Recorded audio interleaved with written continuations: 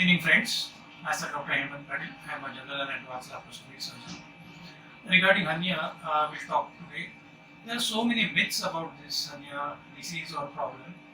We'll just clear out all the myths and facts we'll see regarding the hernia. So, what is meant by hernia? As you see in the diagram, the hernia is an abnormal protrusion of a viscous or part of a viscous through a normal or abnormal opening in the sac it is containing the contents. So in general, you can see that these are various layers of the abdomen. This is called as abdominal wall.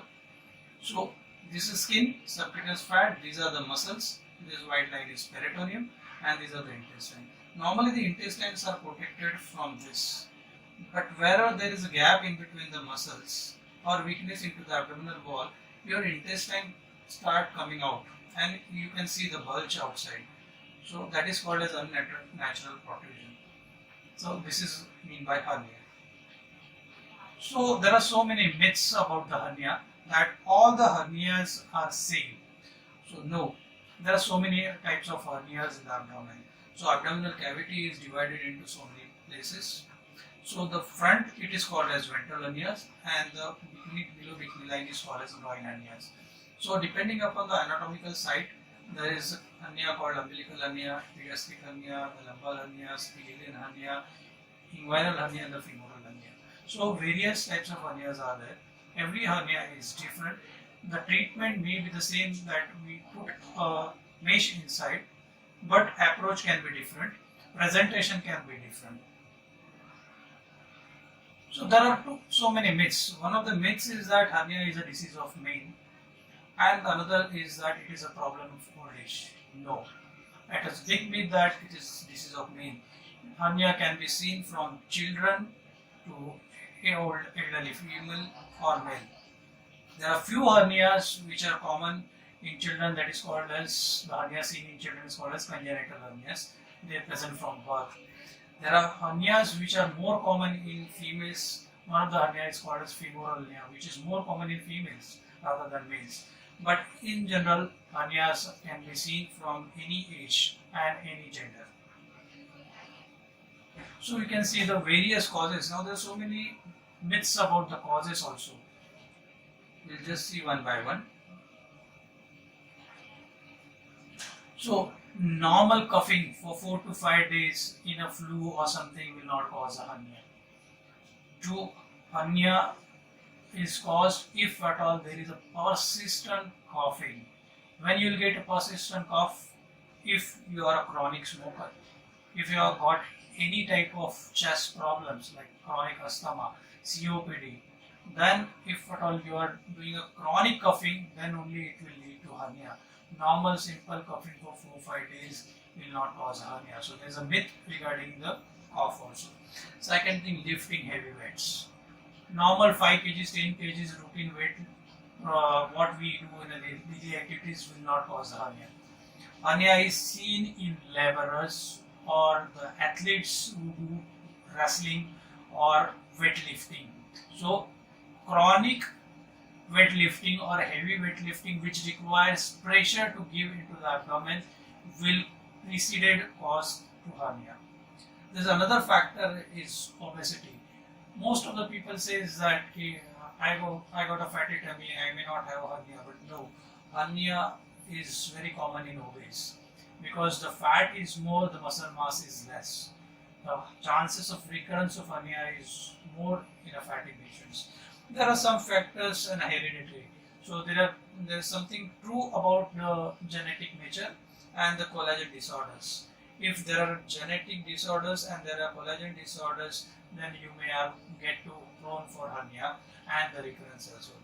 There are other causes that which causes chronic intra-abdominal pressure rising. There are few patients who have got prostate problem, there are patients who have got urinary difficulties, there are patients who have got bladder outlet obstruction because of stricture. They will strain unknowingly over a period of years to pass the urine, which may precede for the hernia precursor. Chronic constipation is one of the associated cause, not a direct cause, but if patient is having chronic constipation, to strain during defecation. They sit on the commode for hours together and unknowingly give pressure over a period of long many years may give rise to increased chances of hernia.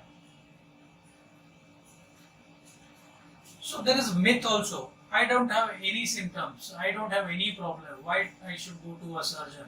I got hernia, but I don't want any surgery.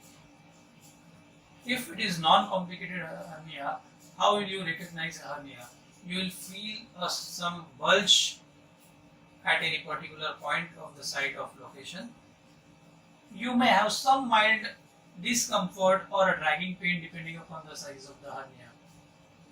But if these are asymptomatic, that doesn't mean you don't need a surgery. Anytime it becomes symptomatic, anytime it can become complicated, and then you may need to seek for a surgeon's help.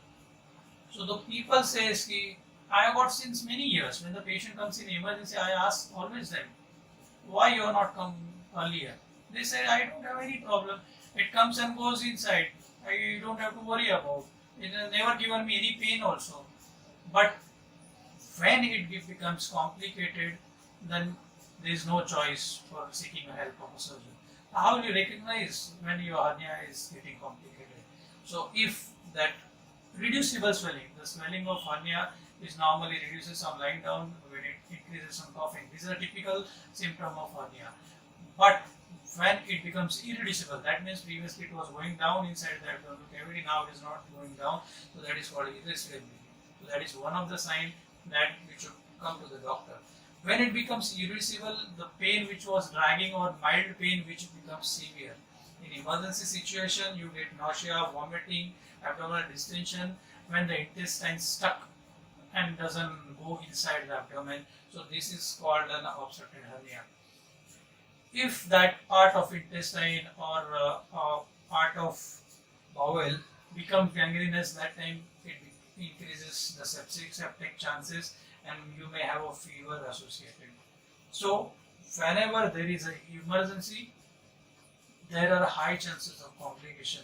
Sometimes if the bowel is gangrenous, intestine is gangrenous, we may have to save the gangrenous part, do the surgery for the intestine rather than hernia surgery.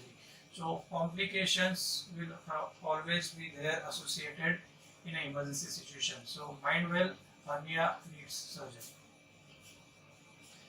So there are people says, why you doctor, you can see the hernia, why you want to do any investigations? Why we need investigations? First thing, if at all we are suspecting hernia on other side, we may do a sonography for the contralateral point. We have to diagnose why this hernia came for that particular patient. Is there any chronic symptoms like prostate? Is there any pressure symptoms? Is there any abdominal pathology which increases the chances for hernia? That can be detected on a sonography. When patient comes in an emergency situation, we may have to do a CT scan. Why we need to do a CT scan? When there is a recurrent hernia, when there are incisional hernia. What is mean by incisional hernia? Those hernia which is caused by previous scar or previous surgery at that site. So that time we come to know about the defect size, the contents, whether they are viable, is there any injury to that content because of constriction. So we came to know about these so many factors in the CT scan. So in complicated hernias, we do a CT scan to get all this information. Whenever the patient is not fit for CT scan and the creatinine is high, we may have to do an MRI for the soft tissue and other things. But by and large, sonography and a CT scan are the modalities to know the details of hernia and the complications. So people say there are so many hernias. You must have been come across in so many YouTube videos, so many Google people search on the Google that hernia can be treated by medicines. Hernia can be treated by all other remedies, home remedies. So it can be treated with belt. So it is a big myth. Hernia will never be treated by this hernia removal teas, or there are home remedies for hernia and the belt. This is a big myth in the people's mind that hernia can be treated with all these modalities. No, it will never be get treated by this. So don't fall prey for such treatments. So what is the right treatment for hernia? Surgery is the only option for any type of hernia whether it is a routine hernia, whether it is a complicated hernia. So you will ask me, what type of surgeries? Surgery, there are two ways of surgery. One is open surgery and one is an laparoscopic surgery. What do we do in open surgery? We, at the site of hernia, we cut down the incision, remove the layers, whatever the hernia sag is there, we push down the contents and we keep a net there that is called as mesh. Same surgery is replicated in a laparoscopic way, which will tell you in a bit of details. So there are myths about the surgery also. What are the myths? Surgery is extremely painful. It has got a long period of recovery. People say that doctor has advised me for 3 months rest. I have done a belt, I use a belt. I cannot go to the office early. So there are so many myths about the hernia surgery as well. Today is the era of laparoscopic surgery. You can see the laparoscopic surgery is known by minimal invasive surgery, minimal access surgery. Some people call it as laser surgery. There are names like keyhole surgery. There is name of laparoscopic surgery, buttonhole surgery. There are so many names of this laparoscopic surgery. What are the advantages of this laparoscopic surgery? We do these surgeries with tiny incisions. Maximum incision will be 10 to 12 mm. 2 or 3 maximum ports will be used, a hand instrument 2 and one a camera port. So there are very minute incisions, less tissue trauma, less bleeding, and patient can walk in the same day, and next day most of the times they will go home in a routine hernia surgery. So the myths about the surgery that it is extremely painful, with the advent of laparoscopy it has gone away. Regarding the recovery of period, normally in routine laparoscopic hernia surgery, it's done under general anesthesia. Within 6 hours, 8 hours, patient walk around, and by the next 24 hours they can go home. So if at all anybody wants to join their work early, after 72 hours they can move around everyone, they can do routine activities. So there is no long period associated with hernia surgery nowadays, and there is barely any pain. Most of the times we may not give a painkiller on discharge as well. So don't think of hernia surgery is painful.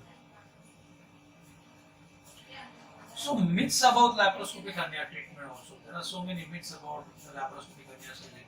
Every patient is not fit for laparoscopic surgery. Myth is that everyone is eligible for laparoscopic surgery. No. Laparoscopy requires a general anesthesia. It requires fitness of that patient for general anesthesia.